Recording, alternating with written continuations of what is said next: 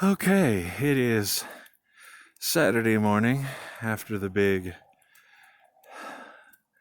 50-year level storm Thanksgiving snow bomb. Oh, the humanity. And this is the after, as we just finished digging out the car in preparation 2 days from now of trying to go somewhere. And Miss Coco did a wonderful job digging out the radiator because this was totally covered. So again, this is the after, and this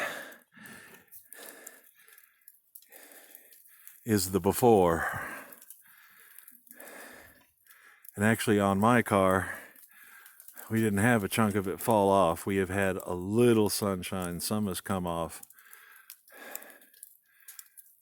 But that's how much snow is on these cars.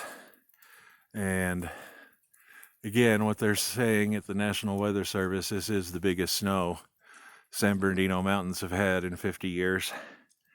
It is definitely, by far, the biggest one in the almost 7 years we've been up here. So certainly an adventure.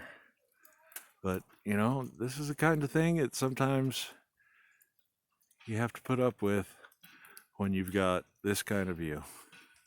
Can't complain.